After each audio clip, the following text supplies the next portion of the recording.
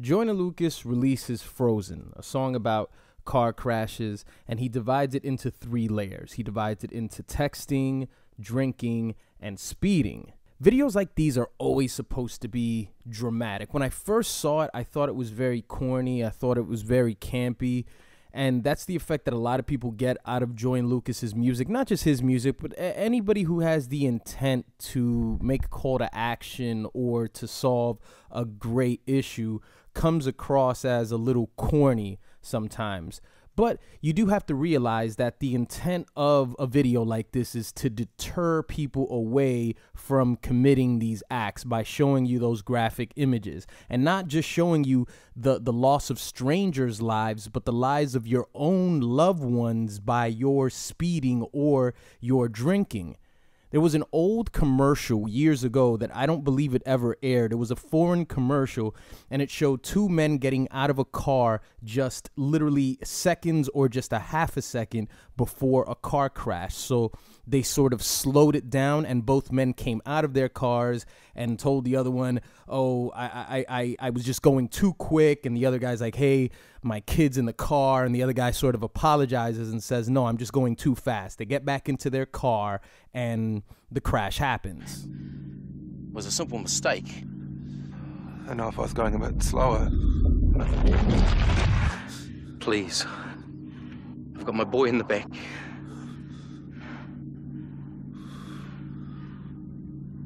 I'm going too fast.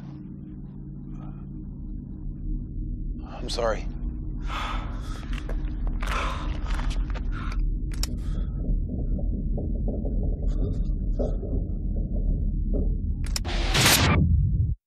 So a video or a commercial that's dealing with such a serious topic has to be very dramatic. That's the only way it's going to work. Car crashes in the US take about 40,000 people a year. In fact, there was a drop off in 2017 of about 1% from 2016 of traffic related accidents. Now, also think about this. As much as we talk about the killings of black and brown people by police in the rap culture, in 2017, there was just under 1,000 people that were killed at the hands of police. Now, that's just Americans in total. That's not even giving you the smaller number of people within our communities. Now, when you take a number like 40,000 and you compare it to 1,000, what's pretty obvious about this track is that it's talking about something very severe that's happening in our society. But in order to make something viral, in order to make something go wild like Joyner has in the past, you need something a lot more than just a serious cause. You need something more than something that we can quantify on paper that is indeed a problem. And that's an enemy. You need a face. You need someone to blame outward. And that may be a terrible thing to say, but it's true. Joyner said in the past that he has more success or he has more exposure on Facebook.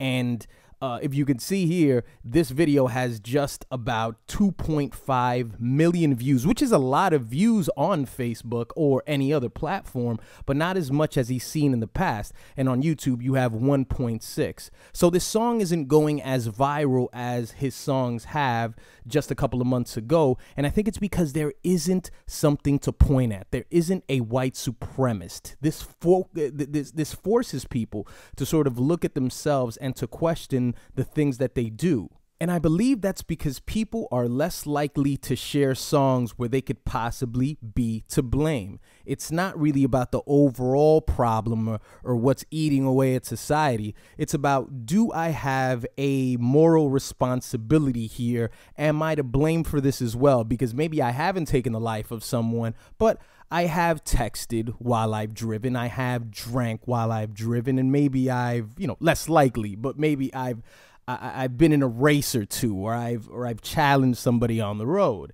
The leading cause of death in the U.S. is and always has been heart disease. Heart disease takes about the lives of 600,000 people a year. Second is cancer. Chronic lower respiratory disease is third. Can you imagine if somebody were to make a song about heart disease? If Joyner were to make a song about heart disease, and once again, he is He's speaking through a surgeon in the emergency room who's pounding away at the chest of a patient who irresponsibly ate the wrong food and now they're dying of heart disease. But it's more complex with heart disease. It could be hereditary, and you can't point at anybody when it comes to making a song about a topic like that takes the lives of so many people. You could make the record and say it's the fault of the corporations, it's the fault of fast food, it's the fault of high fructose corn syrup. But then it also goes into responsibilities, because you don't have to choose McDonald's. You don't have to choose those cookies. You have healthier alternatives. So you can't make records about the serious issues because there is no one to blame other than yourself. So a song like Frozen has no viral appeal because people have to take responsibility for the things that they do, and that is extremely difficult. Being a serious topic that takes the lives of people makes it valid, makes it something worth writing about, makes it something worth talking about. This is Joyner's art. This is what Joyner does. I've told you guys before that people who are seen as the saviors or the knights of hip hop always feel that they have to save the world. It's always like a god complex or a superhero complex to try to rid the world of all impurities and to make it a safe place. As they put at the end of the video, drive safe. So that's always the intent with these artists who figure out that they are very lyrically skilled and they are leaps and bounds above all their other contemporaries, and now they want to go out there and make a difference in the world. And that's what Joyner's doing here. Even though he's a great marketer, I don't think his intention with this record was to make it a big song like I'm Not Racist was. I think the intent here is to talk about something very serious, because obviously, as I said, when you compare the deaths of the people in traffic accidents to the people who are killed because of hate crimes or racism or any other bigotry, the numbers are just heavily on the side of traffic accidents. It's a very boring topic to talk about because it's there's a duh factor to it. It's like, yes, of course it's terrible that people die in car accidents. That's also another reason why people don't share it, because it's so obvious, it's so pandering. Somebody on Twitter told me that it's such a Facebook video, and what I think he meant by that was, if I could interpret it, was the fact that it's pandering, the fact that it's so likely to get so many likes and people agree with it and people sort of virtual signal through it.